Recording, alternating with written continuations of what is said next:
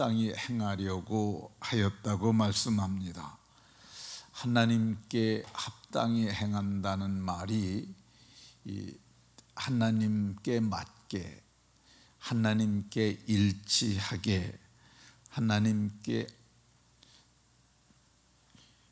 알맞게 그런 의미가 있습니다.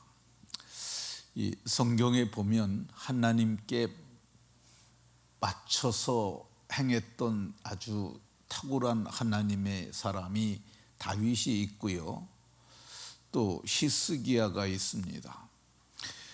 히스기야를 열왕기하 18장 6절에는 그가 여호와께 연합하여 그를 떠나지 아니하고 여호와께서 모세에게 명령한 계명을 지켰더라, 이렇게 말씀합니다.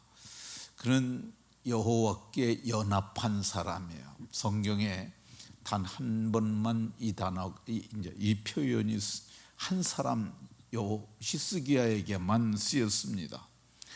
이 연합하다는 말이 이게 원문의 의미는 악교로 붙이다, 그런 의미가 있어요. 그러니까 부부가 될 때 남자와 여자가 이 결혼을 할 때 그걸 연합이라는 표현을 써요. 부부는 일심동체라는 표현을 쓰잖아요. 그러니까 두 사람이지만은 마음이 하나고 몸도 하나다 그러는데, 바로 히스기야가 그랬던 사람이라 할 것입니다.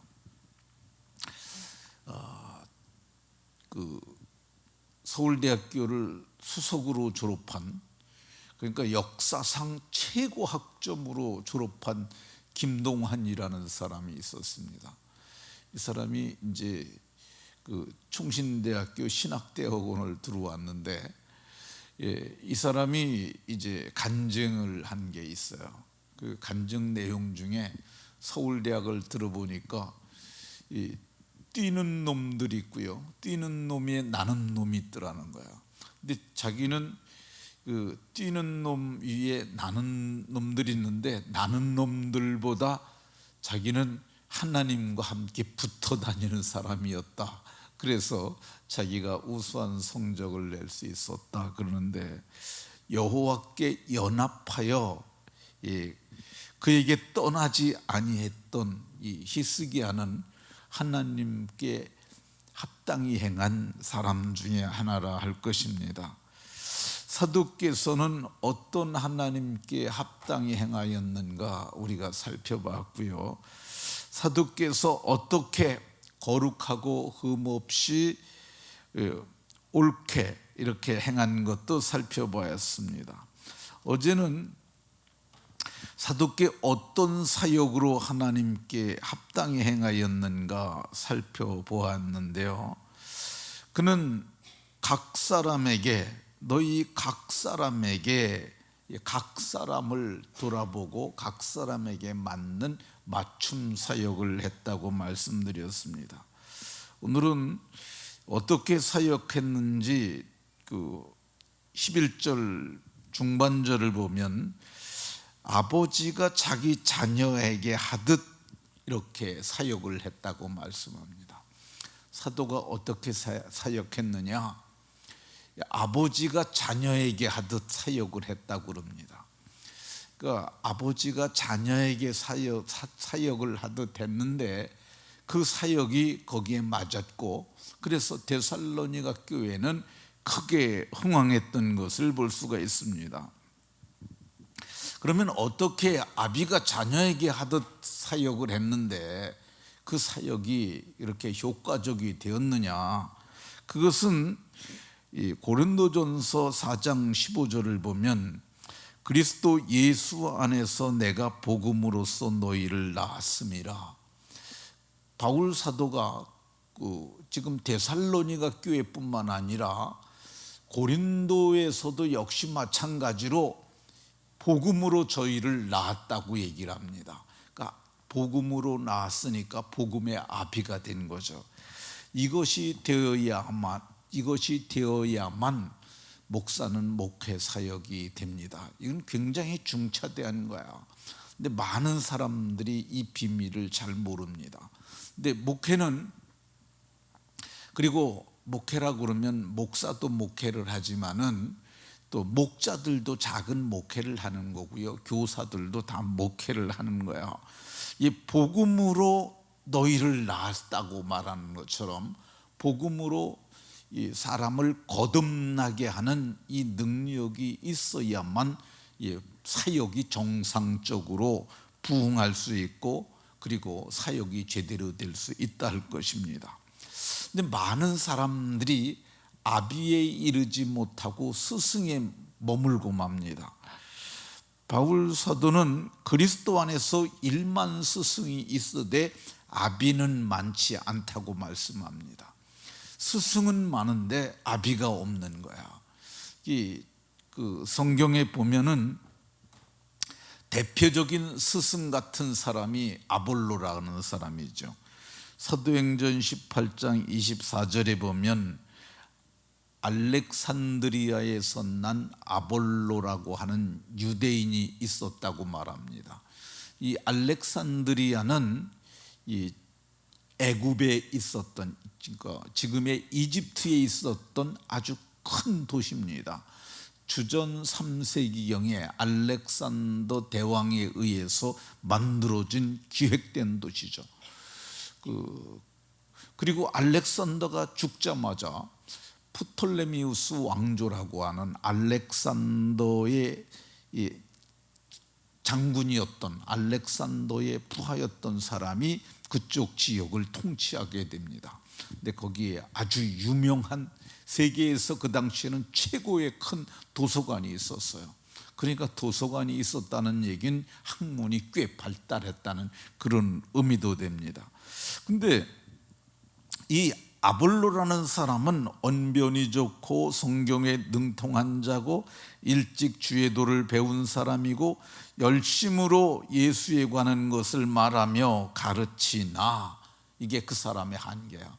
그러니까 열심으로 예수에 관한 것을 말하며 가르치나, 여기까지밖에 안 되는 거예요. 가르치는 거, 이게 스승이죠. 1만 스승의 대표적인 예 중에 하나라 할 것입니다. 그런데 이 글을 보고 있던 브리스길라가, 이 성경에는 브리스길라와 아굴라 이렇게 말하는데 이게 원래는 아볼로와 브리스길라로 나왔어요. 근데 리더가 나중에 브리스길라로 바뀌는 거야. 근데 브리스길라는 아볼로의 아내로 보여집니다. 근데 이 여자가 복음에 대해서 깨달은 여자였어요. 그래서 아볼로의 그 설교를 듣고 그를 데리고 갑니다. 그래가지고 주의 도에 관하여 자세히 설명해서 이 사람을 영적 아비가 되게 만들죠. 이게 이게 영적 아비가 되게 하는 것이 거듭남의 비밀을 깨닫게 하는 것입니다. 이것을 되어야만, 이것이 되니까 아볼로도 그 다음부터는 스승에 머물지 아니하고 아비가 돼서, 그래서 고린도에서도 목회를 잘하는 목양자가 되었던 것을 볼 수가 있습니다. 바울 사도는 어디 가든지, 지금 여기 데살로니가 교회에서도 아비가 자녀에게 해듯 했잖아요. 고린도 교회에서도 내가 너희를 복음으로 나왔다고 편지로 담대하게 말할 수 있었어요. 그리고 빌레몬에게 보낸 사적인 편지인데, 내가 갇힌 중에 낳은 오네시모를 위하여 감옥에서 갇혀 있는 중에서도 복음을 전해서 빌레몬에 도망한 노예라고 보여지는 그런 사람을 회심시켜서 그 사람을 바울 사도께서 그는 나의 신복이라, 그래서 내가 시키는 것을 이렇게 다 하면서 나와 함께 이제는 동역하는 자가 되었다고 이렇게 말씀합니다. 바울 사도는 아비가 자녀에게 하듯 이렇게 가르쳤다고 얘기를 하는데, 그렇게 될 수 있었던 이유가 뭐냐, 이게 하나님의 가족에 대한, 그러니까 거듭난 사람이기만 하면은 이 바울 사도나 그 1세기 공동체는 그랬어요. 신분이나 지위를 따르지 아니하고 그리스도 안에서 한 가족으로 받아들였어요. 이거 굉장히 중요한 사실입니다. 우리는 거듭났음에도 불구하고 세상 것을 가지고 오는 경향들이 있는데, 당시 1세기 공동체는 유대인이나 헬라인이나 종이나 자유자나 남자나 여자나 다 그리스도 안에서 하나이니라 이렇게 말하고, 그들을 에베소서 2장 19절에서는 이제부터 너희는 외인도 아니요 나그네도 아니요 성도들과 동일한 시민이요 하나님의 권속이라 이렇게 말합니다. 하나님의 권속이라는 말이 하나님의 가족이 됐다는 거야. 하나님의 가족이 됐으니까 이게 이제 아비가 자녀에게 하듯 그렇게 가르쳤다고 얘기를 합니다. 이렇게 했으니까 1세기 교회 성도들이 각 사람을 권하고 각 사람을 가르쳐서 각 사람을 그리스도 안에서 완전한 자로 세워갈 수 있었어요. 우리가 제자 훈련을 하잖아요. 근데 제자 훈련을 할 때 이게 제가 좀 경우에 따라서는 얘기를 해요. 시작하기 전에 얘기를 합니다. 내가 말이 직설적으로 말을 많이 할 때가 있으니까 그것 때문에 상처받지 말라는 말을 미리 합니다. 근데 그거 인격을 고려해 가지고 살살살살 이렇게 하게 되면은요, 이게 교육이 양육이 제대로 안 이루어집니다. 그래서 지금까지 들어보지 못한, 어제 저녁에도 조미 집사 간증할 때 들으셨잖아요.